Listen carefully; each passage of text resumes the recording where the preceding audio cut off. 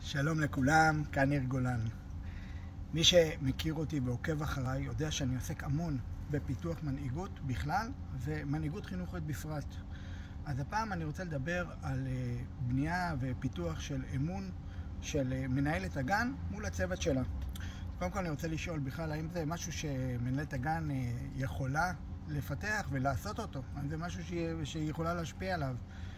והתשובה כמובן היא לא רק שהיא יכולה, אלא היא חייבת לדאוג לבניית האמון מול הצוות. וזה מוכח בכל מקום ובכל מחקר אפשרי, שצוות שנותן אמון במנהל שלו, צוות שסומך על המנהל שלו, בהכרח יתפקד טוב יותר. זה ברור. אז מה אפשר לעשות כדי שזה יקרה? דבר ראשון זו תקשורת ישירה. כמה שפחות דרך שמועות ודרך וואטסאפים ודרך תקשורת עקיפה, כמה שיותר כמו פעם, פנים מול פנים, שיחה, בארבע עיניים או בתוך צוות, ולהגיד את הדברים בצורה ישירה.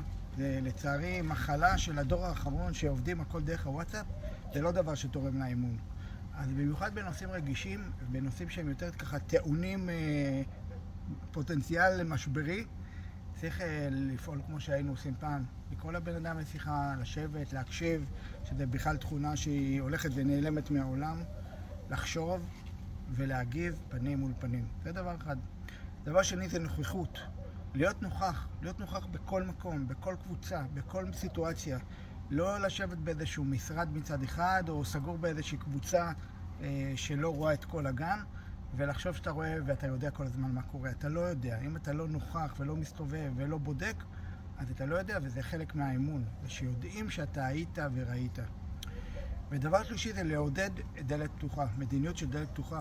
לעודד את הצוות לבוא, להשמיע דעה, גם ביקורת לפעמים, גם שאלות, גם לפעמים כשזה לא נעים, לעודד את הדבר הזה.